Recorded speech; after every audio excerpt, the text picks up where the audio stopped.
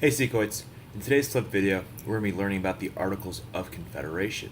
And basically, I always start off by talking about the Articles of Confederation, or also known as the AOC. Basically, what you need to know is that it is B-A-D, bad.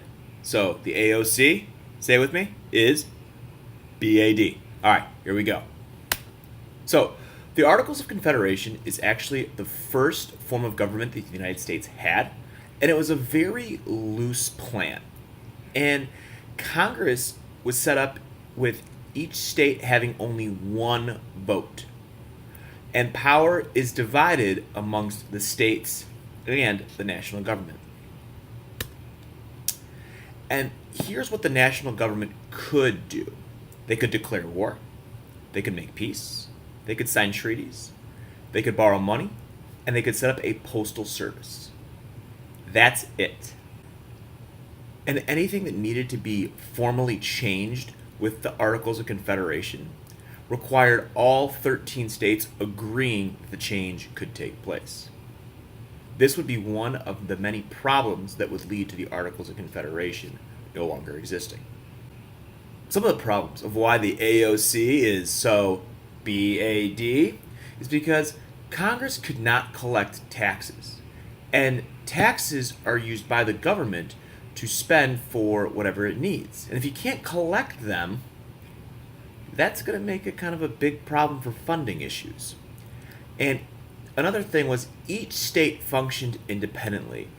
The Articles of Confederation is commonly known as like a league of friendship. Like each state is worrying about themselves, but we're kind of in this together. As I said earlier, the Articles could not be amended or formally changed without unanimous consent. And they didn't recognize the difference in population among the states. Here's a chart comparing the Articles of Confederation compared to the Constitution of the United States that we still have today. In the Articles of Confederation, major powers were held by the individual states, and in the Constitution, the powers were shared between the states and the central, or also known as federal, government. The national government had no power to tax, no power to enforce laws. The national government now in the United Constitution has the power to tax and regulate trade. In the Articles of Confederation, at the national level, one house of legislature, no executive, and there was no court system. In the current Constitution of the United States, we have what is called the separation of powers, where there are three branches of government at the national level: the executive, legislative, and judicial. So the Constitution kind of came into play when a group of farmers got upset in the Massachusetts area because their taxes were being raised to pay off the war debt. Doesn't this sound familiar? And this event was known as Shays' Rebellion. And there's two plans that kind of come into play, and the main one being the Virginia Plan, which was proposed by James Madison, that we have a two-house legislature based on population. There was another plan called the New Jersey Plan, which is very similar to the Articles of Confederation, which basically said each state gets the equal amount of votes. And what ended up happening was known as the Great Compromise. And you have two houses in Congress. One house would be where each state would have equal representation, similar to the New Jersey Plan, the Articles of Confederation, with membership in the Senate. The other house of Congress, today known as the House of Representatives, would be based on population, would determine the representation in the House of Representatives. Every 10 years, the census goes out, and that's where what we call reapportionment takes place, where depending on the population shifts in the United States, the number of representatives can fluctuate and going more or less depending on the population in the state. You'll learn more about that in government next year.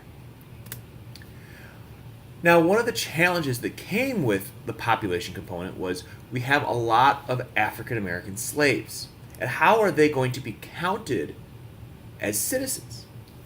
So what ended up happening was known as the 3/5 compromise between the northern and southern states. So 3/5 of the population of slaves, or 60%, would be counted for enumeration purposes regarding both the distribution of taxes and the apportionment of members of the House of Representatives. So basically, in each state, 3 out of every 5 slaves would count towards the population, even though they still didn't have any rights and no freedoms as well. And this was proposed by delegates James Wilson and Roger Sherman. And what we have with our new Constitution, which we'll learn about a little bit later this week, focuses on the three branches of government with the legislature, executive, and judicial, along with checks and balances, making sure that one branch of government does not have more power than the other, as you can see in the image to the lower right. And we have the Electoral College, which we'll get into a little bit later as well. And the Constitution was made flexible to pass the test of time, which is still being used to this day.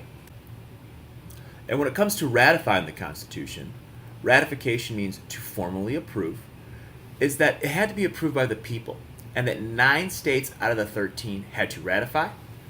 And this is where you start to begin to have separation and these ideas of political parties coming into play, where you have the Federalists, and those are people who supported the Constitution, wrote documents known as the Federalist Papers in support of it.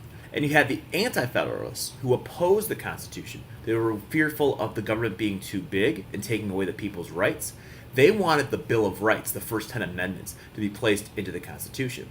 And to make everyone happy and to get it all passed, the Bill of Rights was added to the Constitution in order to protect individual rights. Thanks for tuning in to today's Flip video. I hope you have a good understanding now of the Articles of Confederation. If you ever have any questions about this, feel free to rewind and rewatch or hit me up in class. All right, take care. Have a great day.